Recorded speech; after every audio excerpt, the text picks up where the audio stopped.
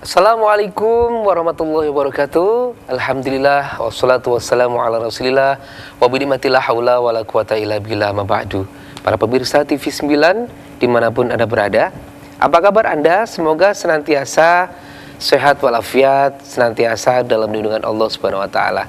Kembali saya Adi Prasetyo hadir menyapa Anda dalam Hujah Aswaja kali ini. Ya, dan seperti biasa saya akan hadir, Hujah Aswaja hadir dengan tema-tema yang berbeda. Untuk tema kita pada hari ini yakni tentang hukum waris dan hak anak di luar pernikahan. Menarik sekali kelihatannya ya tentang tema kita.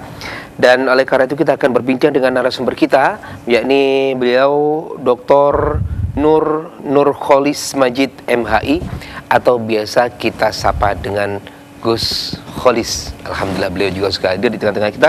Beliau adalah salah satu pengurus PBNU Jawa Timur yang sudah hadir berkenan menemani kita semuanya untuk ngaji di Hujah Aswaja.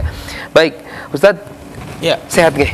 Alhamdulillah sehat Mas Adi. Alhamdulillah warahmatullahi wabarakatuh. Walaupun agak rintik-rintik. Rintik-rintik betul? Oh. Hujan dah? Iya. Tapi tetap semangat Ustaz nggih? Oh, semangat. Harus semangat. Harus semangat. Ini kegiatannya apa aja nih di PBNU Jawa Timur nih di bulan Rajab ini, Gus? Agenda terdekat kan Harlah ya? Nggih, Harlah yang NU. Harlah NU yang ke-102. Yang berpusat di Probolinggo kalau tidak salah ya. Di Probolinggo nggih. Di Probolinggo. Kegiatan seperti apa nanti itu kira-kira? Ya, banyak agenda. Banyak rangkaian acara yang dipersembahkan. Bahkan mulai sejak kemarin ya di Jakarta juga dilakukan dan seterusnya. Karena memang bulan Rajab ini bulan di mana NU dilahirkan, ya kan, sehingga semua kaum Nahdliyin itu memperingati hari lahirnya NU yang menjadi tonggak sejarah peradaban bangsa, bahkan tidak hanya dalam skala nasional tapi internasional. Makanya kemudian dulu pernah muktamar itu mengusung tema merawat jagat, ya kan? Ya, merawat jagat, kemudian menciptakan peradaban dunia. Ya, kira-kira begitulah maknanya. Oleh karenanya maka saya katakan bahwa NU itu hadir tidak hanya memberikan kontribusi besar terhadap masyarakat Indonesia, tetapi juga memberikan kontribusi besar terhadap masyarakat dunia. Baik. Kita sudah membantu banyak pihak ya, negara-negara di Timur Tengah pada khususnya yang dilanda oleh berbagai macam konflik.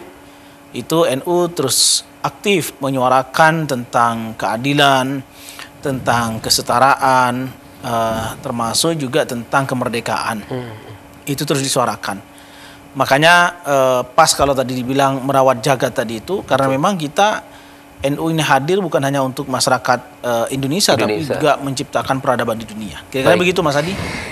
Baik, sukses untuk kegiatan dari Gus-Gus di PBNU untuk kegiatan ini, dan juga sukses juga buat seluruh warga Nahdliyin yang akan merayakan 102 tahun hari lahirnya Nahdlatul Ulama. Baik, Gus, kita akan membahas tentang ini hukum waris dan juga hak anak di luar nikah. Tadi sempat dibahas juga ya lahiran NU di bulan, dan pas juga dengan tema kita dengan kelahiran ya Ustaz ya. Iya. Nih Gus, saya mau bertanya nih, sebetulnya definisi dari yang disebut anak di luar pernikahan itu apa sih sebetulnya? Ya, anak yang dihasilkan dari hubungan di luar pernikahan yang sah. Oke. Itu disebut dengan anak zina. Tapi sebetulnya anak zina ini lebih kepada konotasinya negatif ya. Jadi begini, saya pertama mengklirkan bahwa tidak ada istilah anak zina. Karena anak yang dihasilkan dari hubungan luar nikah pun itu sebetulnya tidak berdosa. Yang menanggung dosanya kan orang tuanya, iya betul. Bukan anaknya. Wa may ya'mal mithqala dzarratin khairan yarah wa may ya'mal mithqala dzarratin syarran yarah. Jadi tidak ada dosa warisan orang tuanya yang berzina tapi kemudian dosanya ditanggung oleh anak, tidak ada ya. Tetapi bagaimanapun juga persepsi masyarakat tentang anak zina ini ya muncul gitu. Betul. Dengan gini Mas Adi ya, anak teroris itu. Kan sebetulnya orang tuanya yang salah itu kan, bukan anaknya. Tapi kan persepsi masyarakat kemudian mengistilahkan itu, dan itu tidak enak didengar gitu. Psikisnya anak itu terganggu. Betul. Ya, sama dengan anak zina tadi itu. Anak yang dihasilkan dari hubungan pernikahan yang di luar pernikahan yang sah. Itu namanya anak zina atau anak di luar pernikahan. maka anak ini sebetulnya tidak bernasab kepada ayahnya, tapi hanya bernasab kepada ibunya. Karena dia tidak bernasab kepada ayahnya, maka nanti ini konsekuensinya dengan soal perwalian. Kalau ini anak perempuan ya, mau nikah siapa jadi walinya? Tentu bukan ayahnya, tapi adalah wali hakim. Ya, karena tidak punya secara nasab, tidak punya ayah gitu. Nanti ini Mas Adi kaitannya dengan soal bagaimana anak dari hasil nikah siri. Nah, itu kan. Ini banyak rentetan pembahasan masalah ini Mas Adi gitu. Tentang perihal anak yang lahir di luar nikah itu ya. Betul. Tentang hak waris pastinya begitu. Termasuk hak waris, karena tadi saya bilang bahwa anak hasil dari hubungan di luar hubungan pernikahan itu tidak bernasab sama ayah, maka tentu dia tidak bisa saling mewarisi bersama ayahnya. Ya kan? Tidak bisa saling mewarisi. Kenapa tidak bisa saling mewarisi? Karena tidak ada hubungan nasab. Itu jelas hubungan nasabnya sama ibunya. Itu Mas Adi. Baik, Gus, kita akan ke pembagian tentang hukum waris nih Gus. Bagaimana sih sebetulnya konsep hukum waris Islam mempengaruhi pembagian harta warisan pada anak di luar pernikahan ini Gus? Apakah ada hubungannya atau apa ada pembeda atau bagaimana nih Gus? Ya tentu saja dari pernikahan tadi itu di luar pernikahan yang sah tadi itu tidak ada nasab sama ayahnya kan, maka tidak ada ketentuan hukum waris baginya. Tetapi dia berhak menerima hibah dari siapapun. Hibah itu kan tidak ada syarat harus orang tua, maka dia berhak untuk menerima hibah. Tapi kalau dengan warisan tidak ada Mas Adi ya. Ini soal anak di luar pernikahan yang sah.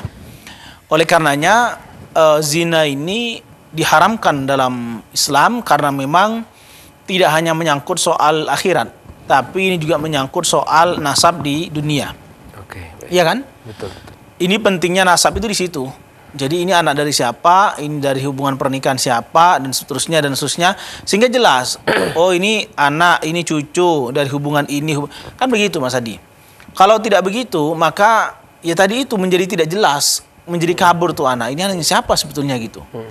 Itu Mas Adi.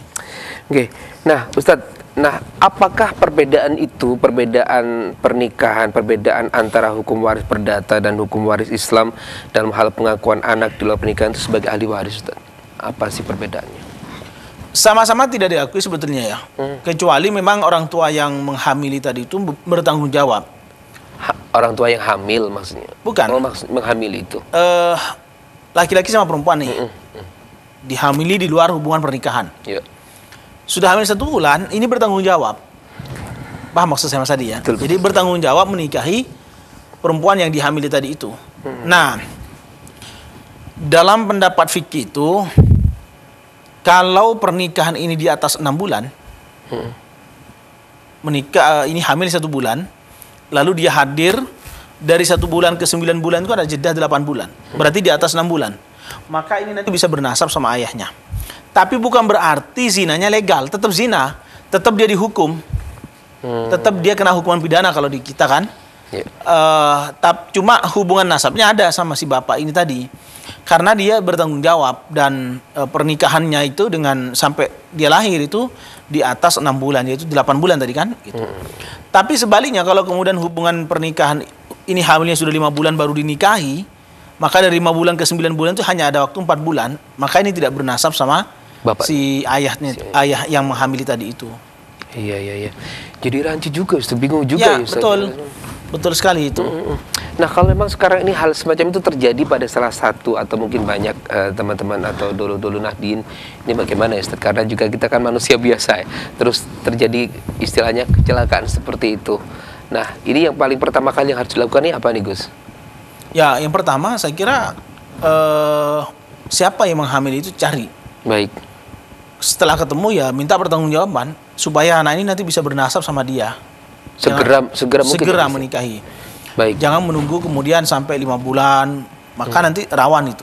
Baik, Gus, kita jeda dulu deh. Selepas ini kita akan balik lagi pemirsa, tetaplah bersama kami di Ujas Saja. Kita memperbincangkan kali ini tentang hukum waris dan hak anak di luar pernikahan. Saya yakin di antara panjenengan semuanya lagi mantau Hujah Aswaja, pasti banyak sekali pertanyaan-pertanyaan terkait dengan hukum waris dan juga hak anak di luar pernikahan ini. Tapi semacam ini kan memang tidak bisa ini Ustaz ya, tidak tepat karena terjadi dengan tak terduga apabila mendapatkan sampai musibah sampai ada anak di luar pernikahan ini. Gus, kalau kita ke anak di luar pernikahan nih Gus, bagaimana sih? Kalau tadi kan Pak Jangan menyebutkan kalau anak itu biar mendapatkan hak nasab, artinya dia harus dinikahi sebelum 6. Iya. Nah, kalau hak warisnya bagaimana Gus? Ya, itu tetap karena sudah bernasab, jadi tentu punya hak waris. Jadi kalau sudah bernasab, maka anak tadi itu tetap bernasab sama ayahnya. Tapi maaf ya, saya tegaskan, hubungan perzinahannya, hubungan intimnya di luar pernikahan itu tetap kategorinya zina. Bukan berarti itu legal. Ya, cuma anak tadi itu karena sudah dinikahi, ibu yang dihamil itu dinikahi dan itu lebih dari 6 bulan, maka itu berhak untuk mendapatkan maka dia berhak untuk bernasab sama ayahnya. Dan oleh karenanya maka juga berhak untuk dapat warisan dari ayahnya kalau ayahnya meninggal. Tapi bukan berarti zinanya legal. Sekali lagi ya, bukan berarti zinanya itu legal. Enggak, itu tetap dihukum pidana toh. Dan seterusnya. Itu pertama Mas Adi ya. Tadi Mas Adi nanya, apa syaratnya seseorang itu untuk dapat warisan dari orang tua? Ya pertama, anak itu betul anak sah, anak hasil dari hubungan pernikahan yang sah. Yang kedua, sesama agama. Ya karena memang warisan ini jelas harus menghendaki sama agama.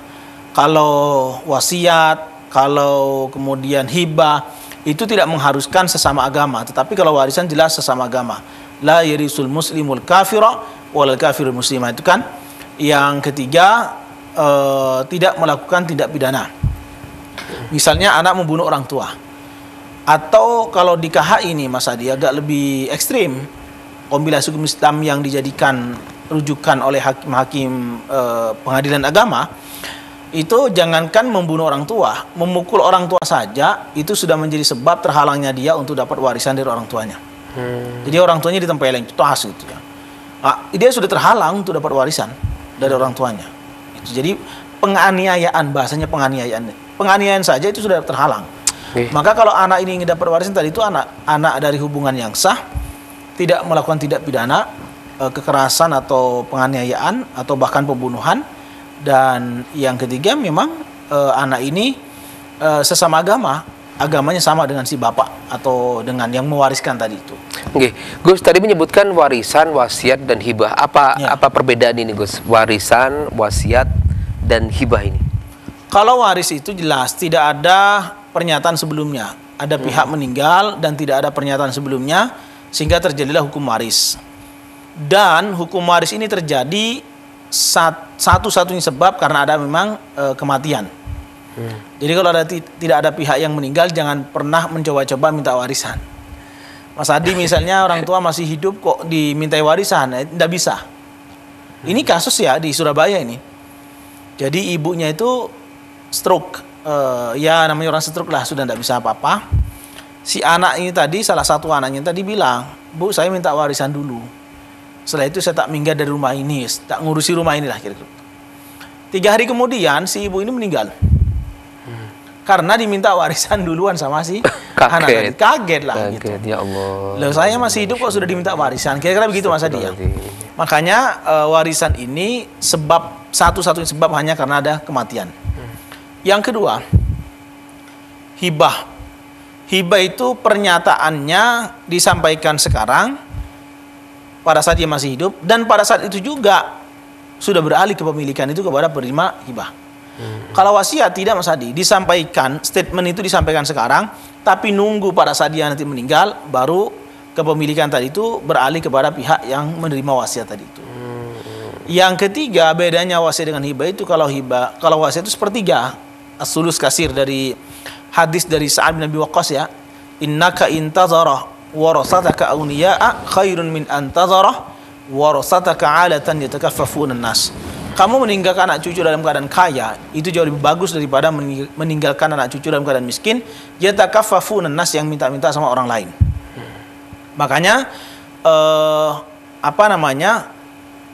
wasiat itu dibatasi dengan sepertiga, tidak boleh lebih dari itu. Tapi kalau hibah tidak ada batasan.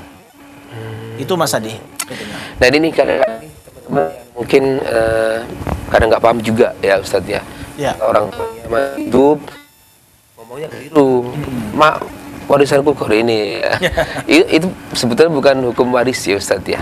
Ya, kalau orang tua masih hidup jangan diminta warisan. Nggak mungkin itu. Kalaupun toh diberi bukan warisan namanya, yaitu hibah. Hibah. Ya. Baik, Gus, kita kembali lagi ke hukum waris yang saat ini, hukum waris dan juga anak di luar pernikahan nih Gus. Kalau apakah kebijakan hukum waris saat ini itu sudah adil bagi anak di luar pernikahan, Gus, menurut panjenengan? Ya adil, karena memang dia tidak adil dalam arti proporsional ya. Karena Islam itu tidak mengakui, sekali lagi Mas Adi, Islam itu tidak mengakui anak di luar hubungan pernikahan sebagai sebuah anak. Bukan sebagai sebuah anak, sebagai sebuah anak yang sah. Kecuali bapaknya tadi itu bertanggung jawab menikahi istri atau perempuan yang dihamili tadi itu, dan pernikahannya 6 bulan ke atas, 6 bulan lebih. Dari dia menikah sampai dia lahir, anak ini dilahirkan, itu pernikahannya sudah 6 bulan lebih. Maka di situ bisa bernasab. Lagi-lagi saya sebutkan, jangan dianggap bahwa ini zinanya dianggap legal, tidak, tetap zina. Cuman anak itu punya hubungan nasab dengan si bapak tadi. Oke, Gus, terus bagaimana nih kalau berbicara dengan mengatasi kesenjangan antara hukum waris dan kenyataan sosial anak di luar pernikahan nih Gus? Kan ya itu tadi kadang-kadang ada ngomong mau anak. Nah itu, nah bagaimana nih Gus? Kalau menurut ya pertama yang salah kan tadi sudah saya sampaikan orang tua ya. Orang tua yang bukan salah. Anak. Anak tidak ada salah. Tapi seringkali kan masyarakat seperti itu perlakuannya. Maka saya minta ya masyarakat jangan memperlakukan anak itu seperti orang yang salah, biar tidak menambah beban psikologis. Yang salah itu ayahnya atau ibunya, betul. bukan anaknya gitu. Itu satu. Ya yang kedua, inilah konsekuensi dari perzinahan. Kenapa disebut dengan fahsya wal munkar, ya keji dan munkar itu? Karena memang zina ini tidak hanya merusak, tidak hanya berkonsekuensi dosa di akhirat, tapi berkonsekuensi hilangnya atau rusaknya nasab di dunia ini. Dari perzinahan tadi itu Mas Adi. Oke, nah daripada begitu Mas Adi, mendingan nikah aja secara sah gitu. Nah itu ya. Ini kalau teman-teman yang lainnya yang belum menikah ya, kalau misalkan sudah ada hasrat untuk seperti itu, pengen punya banyak keturunan, ya udah menikah aja, nggak usah datang kemana-mana ya. Syaratnya satu, menikah. Menikah ya, asalkan sudah mampu nih Gus. Yeah. Terus tadi kita sudah membahas banyak juga nih panjang lebar tentang pernikahan, hak waris, tentang pernikahan di luar anak yang lahir di luar pernikahan nih Gus. Nah Gus, kalau sekarang ini bagaimana sih pembagian warisan jika anak di luar pernikahan itu memiliki saudara kandung dari pernikahan yang sah, Gus? Contohnya gini ya, mungkin yang dimaksud gini. Anak pertama ini hasil hubungan gelap. Kan tadi saya bilang nasabnya cuma sama ibu, bukan sama bapak. Nah, supaya bapak ini kemudian bernasab sama ayah, sama anak yang dihasilkan dari hubungan gelap tadi itu, bapak segera menikahi toh. Katakanlah nih hamilnya usia 1 bulan, dinikahi, bapak tadi bertanggung jawab menikahi. Dari dia menikah sampai dia lahir di 9, anggaplah lahirnya 9 bulan. Berarti kan ada waktu 8 bulan. Artinya anak ini bernasab sama bapak, termasuk sama ibunya, otomatis. Kalau seandainya kurang dari 6 bulan, hanya bernasab sama ibu, tidak bernasab sama si bapak. Ternyata setelah pernikahan itu lebih dari 6 bulan, berarti ini bernasab sama bapak dan ibu. Anak punya lagi itu, yang kedua, ya berarti saudara kandung ini. Tapi kalau kasus pertama tadi itu tidak sampai 6 bulan atau bahkan tidak dinikahi, berarti anak yang kedua tadi itu hanya bernasab, hanya disebut sebagai saudara seibu. Paham ya Mas Adi ya? Betul, paham. Ini kalau tidak ada apa-apanya agak sulit ya Mas Adi. Tapi gini, anak pertama sudah usia 6 bulan kandungan baru dinikahi oleh bapaknya. Berarti kan sampai lahir ke 9 bulan tidak bernasab sama bapaknya. Nah, hanya 3 bulan tidak bernasab sama bapak. Lah ternyata punya anak lagi yang kedua. Kan dari pernikahan yang sah kan sudah dinikahi ini. Setelah dinikahi sah, punya anak lagi. Okay. Anak yang kedua kan. Maka anak pertama dan anak kedua ini hanya hubungannya adalah saudara seibu. Saudara seibu. Iya kan, ibunya sama. Tapi dengan yang anak pertama tadi dengan bapak tidak bernasab. Itu Mas Hadi. Berarti pembagian warisannya gimana Gus? Kalau misalkan warisan itu dari bapak, apakah sama juga? Oh enggak, kan tadi saya bilang karena tidak bernasab sama bapak, maka ini tidak punya hak untuk warisan. Yang punya hak anak yang kedua tadi itu. Nah, itu secara hukum perdata ya Gus ya, seperti itu. Iya, dalam hukum Islam begitu juga. Oke. Lah terus Ya. kalau anaknya yang tadi hamil di luar nikah itu sampai menyebutkan aku juga sama anakmu, Pak. Bagaimana? Apakah juga tidak sama dengan mendapatkan hak waris seperti anak yang sah? Kecuali si suami tadi mengakui ya bahwa enggak, kamu bukan anak zina, tapi kamu anak saya asli. Cuma nikahnya siri misalnya gitu. Ya berarti anak kandung itu punya hak untuk dapat warisan ini. Saya baca referensinya ini ya.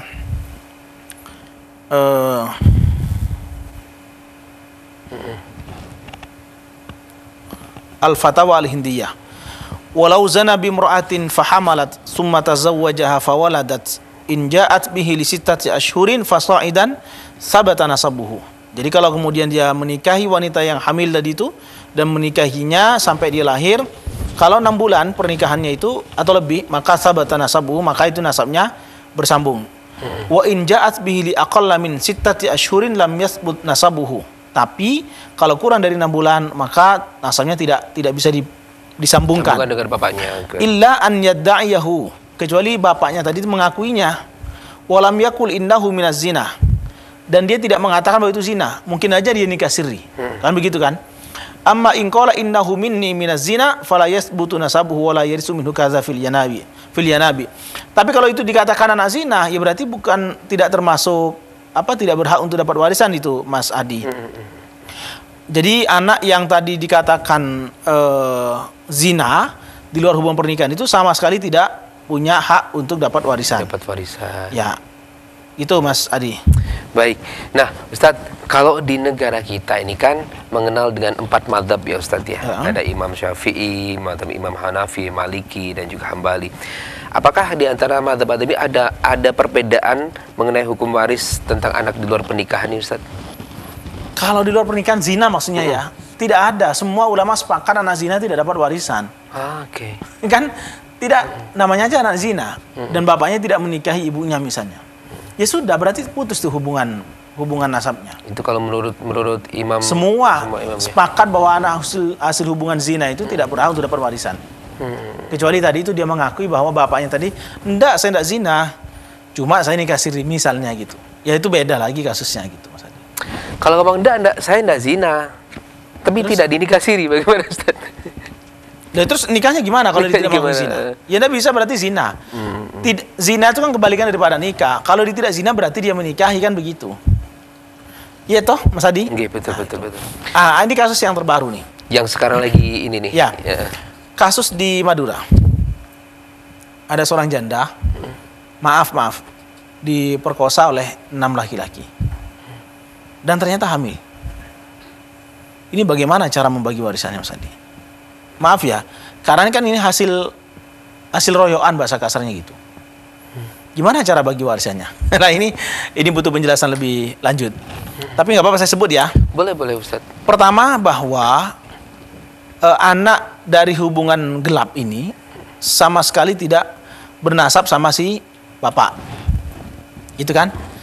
Yang kedua, sebetulnya anak ini statusnya dengan siapa? Supaya kemudian bernasab sama bapaknya.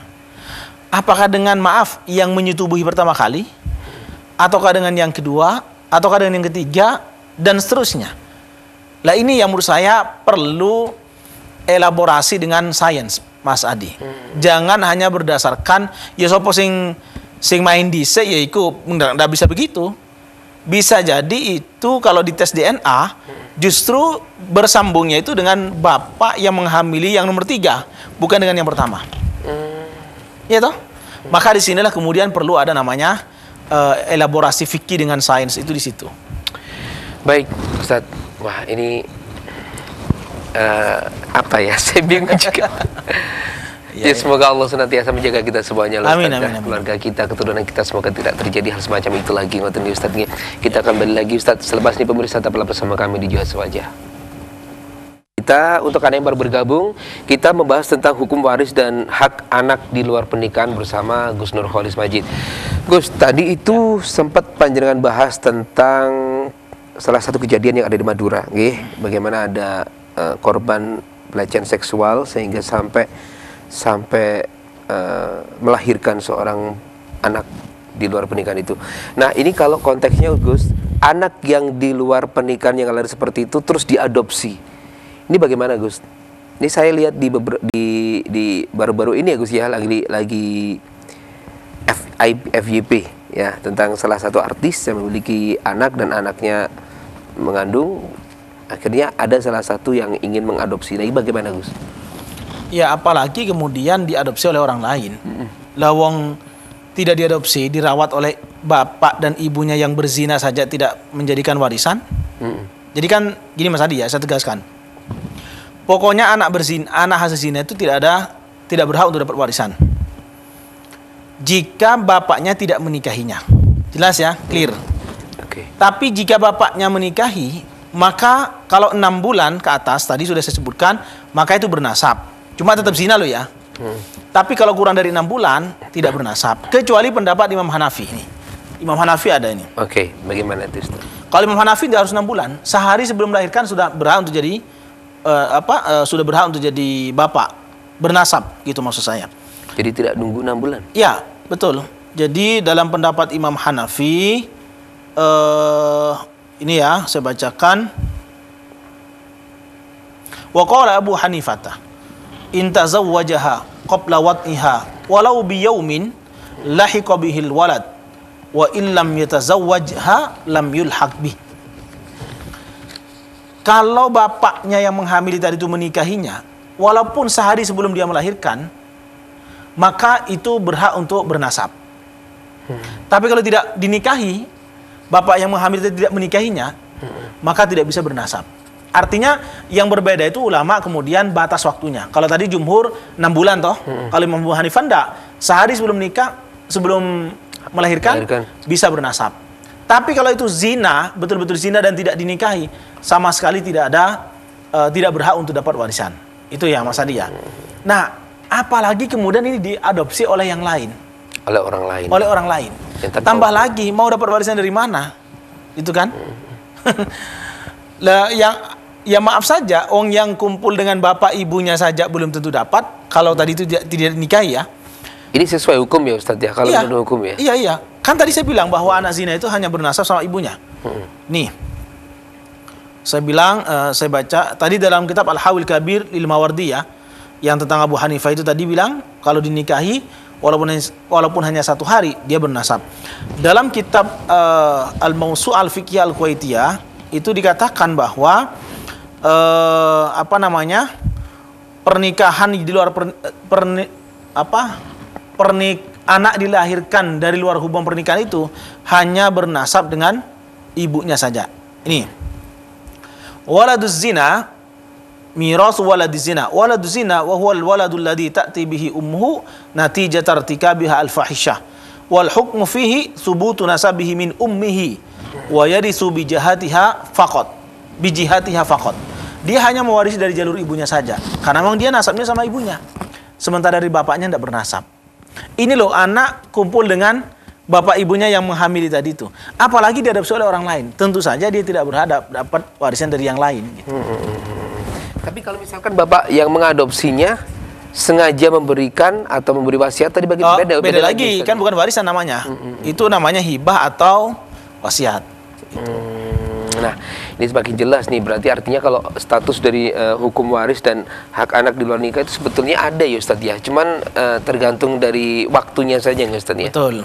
Nah, kalau misalkan tadi anaknya yang lahir di luar pernikahan, artinya sebelum masuk di bulannya ke-6, tapi bapak biologisnya mau menikahi ibunya, ini artinya sudah bernasab kepada bapaknya. Bernasab sama bapaknya. Dan kalau dia meninggal, anak tadi dapat warisan dari bapaknya tadi itu. Baik. Nah, ini sebetulnya banyak sekali Ustadz ya yang pastinya pengen bertanya nih. Nah, pengen bertanya kepada Ustadz nih. Silakan kalau pengen bertanya bisa langsung misalkan ada pencerahan Ustadz yang di saat ini yang masih kurang paham atau kurang jelas, bisa langsung masuk di IG-nya Ustadz nih. IG-nya Ustadz apa nih alamatnya? Ya, nurkholismajid.nh. Atau langsung aja. Langsung di Facebook atau di mana, di WA boleh gitu, terserah lah. Baik, Ustadz, biar kita dan anak turun kita, keluarga kita, murid-murid kita, biar bisa terbebas atau terlindungi dari hal-hal yang semacam itu, biar tidak terjadi nih Ustadz. Apa yang harus dilakukan nih Ustadz? Ya, kalau saya melihat dawuhnya para ulama itu, insya Allah kalau anak kita itu dibacakan surat Inna anzalnahu fi lailatul qadar, insya Allah anak kita terbebas dari perbuatan zina. Oleh karenanya maka orang tua itu selalu membacakan ayat-ayat Al-Quran, termasuk tadi itu surat Al-Qadar, Inna anzalnahu fi lailatul qadar, itu katanya, insya Allah, bukan katanya, memang insya Allah fatwanya para ulama itu, anak kita terselamatkan dari yang namanya perbuatan zina. Itu Mas Adi. Ustadz, saya pernah membaca atau sekedar mendengar nih, anak-anak yang dihasilkan dari luar pernikahan itu apakah memiliki pemikiran yang berbeda dengan orang-orang pada umumnya, Ustadz? Misalkan dalam segi kecerdasan, itu apakah berpengaruh juga kepada mereka, Ustadz? Saya tidak paham ya secara medis, tapi kalau kita baca fatwanya para ulama, itu kan kalau orang tuanya suka berpuasa, itu anak itu akan mendorong anak untuk semakin cerdas. Jadi kalau orang tuanya tirakat, dengan tirakatnya puasa, insya Allah anak itu akan semakin cerdas. Dampaknya itu. Ini ketika dalam posisi hamil atau sudah lahir? Dua-duanya, ketika hamil iya maupun ketika lahir iya. Jadi nirakati anak. Jadi kalau saya kan orang Madura ya, kalau di Madura itu puasa weton. Puasa weton. Jadi Mas Adi lahirnya hari apa nih? Hari Kamis misalkan. Saya sebagai orang tuanya mempuasai Mas Adi di hari Kamis. Maka itu bisa menambah kecerdasan. Kira-kira begitu Mas Adi.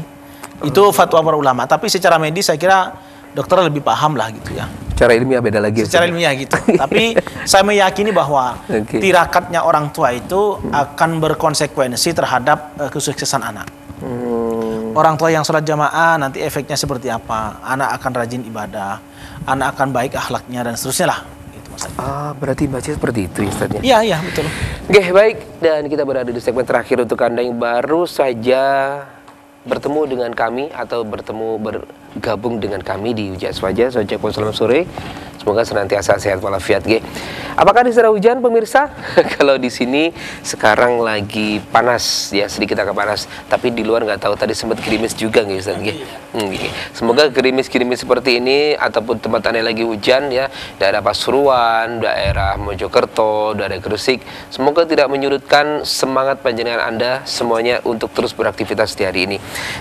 Ustadz, kalau dari hukum modern Ustadz, antara apakah perlu nih reinterpretasi hukum waris Islam dalam konteks modern Ustadz? Reinterpretasi dalam arti yang bukan yang qot'i ya. Bisa. Saya sering ditanya gini, Mas Adi, boleh nggak sih hukum waris itu tidak usah membedakan laki dan perempuan, 2:1? Saya katakan kalau hukum warisnya tetap 2:1 karena memang ayatnya begitu, lizzakari mislu hadzil unsayain. Tapi 2:1 itu bukan keputusan final, dalam arti tidak bisa dirubah sepanjang ada kesepakatan di antara masing-masing ahli waris, dan yang kedua masing-masing sudah mengetahui bagiannya. Misalnya gini Mas Adi, yang saya maksud itu, Mas Adi anak laki nih, Mas Adi dapat 100 juta.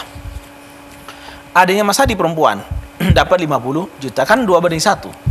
Lizzakari mislu hadzil unsayain. Boleh nggak Mas Adi itu kemudian nggak usah 100, adanya nggak usah 50, tapi dibagi 75 jutaan? Ya boleh, tapi syaratnya satu, Mas Adi harus sepakat dengan adiknya bahwa itu dibagi sama rata. Yang kedua, Mas Adi sudah tahu lebih dulu, maksudnya sebelum disepakati dibagi sama rata tuh, Mas Adi sudah tahu haknya, bahwa saya dapat hak 2:1, yaitu 100 juta, adik saya dapat 50 juta, begitu ya Mas Adi ya.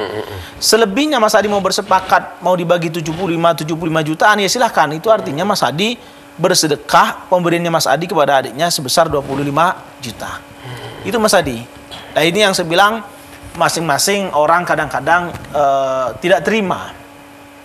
Kenapa sih kemudian harus ada perlakuan yang berbeda? Ya, saya bilang begini, bahwa Islam itu memperlakukan 2:1 itu makul, masuk akal. Karena satu, laki-laki itu punya tanggung jawab besar terhadap keluarganya. Artinya menanggung bapak ibunya, kemudian menjaga kehormatan keluarga, itu ada pada anak laki-laki. Yang kedua, ini yang mungkin jarang jarang difikirkan oleh orang, bahwa anak laki-laki itu punya kewajiban menafkahi istrinya dan anaknya. Tapi anak perempuan tidak menafkahi suami dan anaknya. Iya toh, malah dia dinafkahi oleh anak dan suaminya.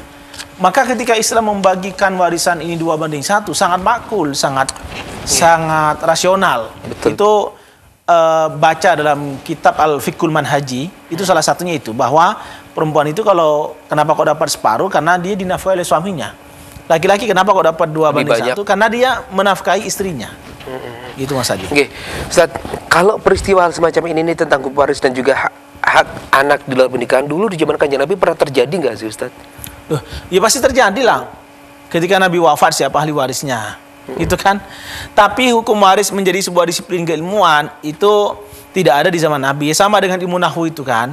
Ilmu nahwu di zaman Nabi sudah dipraktekkan. Ya bagaimana cara membaca Al-Quran, kan sudah ada itu. Tapi sebagai sebuah disiplin ilmu, maka tentu adanya setelah zaman beliau begitu. Tapi beliau mempraktekkan hukum waris ini mulai dari Nabi sendiri kok yang ta'allamul faraida wa 'allimuhan nas itu yang menyatakan bahwa kita harus belajar ilmu faraid dan ajarkan kepada orang lain. Fa innahu awwalu ilmin yuntaza'u min ummati kan? Itu ilmu yang akan pertama kali dicabut dari umatku gitu. Masya Allah. Okay. Ustaz, ya, kita balik lagi nih Ustaz, masih ada waktu karena bagaimana memahami konsep maslahah nih Ustaz, kepentingan umum dalam konteks hukum waris anak di luar pernikahan. Ya, kalau kemudian maslahah dalam arti apa ini? Maslahah mau mengakui anak hasil hubungan zina tadi itu. Kalau anak hasil hubungan zina yang tidak dinikahi, yang bapaknya tidak menikahi ibunya, udah jelas tadi Ustaz. Udah jelas, tidak bisa diapa-apakan itu. Tapi yang mau menikahi ibunya ini yang tadi dibilang masih ada kemungkinan hubungan nasab. Kalau jumhur 6 bulan, kalau Imam Hanafi minimal sehari lah sebelum melahirkan itu masih bisa bernasab. Baik. Itu Mas Adi. Baik, Ustaz. Dari perbincangan kita nih, apa yang perlu kita garis bawahi dan perlu kita tekankan kepada dulur-dulur pemirsa yang pertama, jangan pernah berzina. Karena perzinahan itu akan merusak tatanan nasab yang sudah mapan. Wala taqrabuz zina. Iya, wala taqrabuz zina. Jangan mendekati zina. Zina mendekati saja nggak boleh, apalagi zina. Melakukannya. Ya. Yang kedua, konsekuensi dari perzinahan itu juga akan merusak terhadap ketentuan hukum waris, mempersulit. Hubungan nasabnya menjadi tidak jelas, warisnya juga dan sebagainya lah. Yang jelas perzinahan ini konsekuensi tidak hanya di akhirat tapi di dunia. Yang terakhir, marilah kaum muslimin, umat Islam dimanapun Anda berada, kita bersama-sama memahami hukum waris ini agar kemudian tidak lagi ada konflik-konflik internal yang memecah belah. Karena kalau masing-masing paham akan ketentuan hukum waris, insya Allah keluarga itu aman, tidak akan ada konflik yang berkepanjangan. Saya kira itu Mas Adi kesimpulannya. Baik, luar biasa tentang perbincangan kita tentang hukum waris dan juga hak anak di luar pernikahan ini pemirsa. Pastinya kita pasti dapat banyak sekali yang bisa kita ambil dari perbincangan kita, karena banyak juga yang belum paham nih Ustaz tentang kadang juga hanya karena diketahui dari luarnya saja tapi tidak tahu masalah dalam-dalamnya, hukum-hukumnya. Nah ini pemirsa, oleh karena tetaplah menyimak obrolan kita di Ujas Wajah setiap hari Senin mulai pukul 16.30 sampai dengan selesai. Saya pamit, terima kasih Ustaz, semoga sekali lagi semoga bermanfaat, panjang senantiasa sehat, dan pemirsa semoga senantiasa sehat, dijauhkan dari hal-hal yang buruk, ditakdirkan dengan takdir Allah yang baik-baik kepada kita, kepada anak turun kita, keluarga kita, dan kepada orang yang kita kenal. Gitu, sekali lagi mohon maaf apabila kekurangan. Wallahul muwaffiq ila aqwamit thoriq. Wassalamualaikum warahmatullahi wabarakatuh. Kita berjumpa lagi di Ujas Wajah selanjutnya.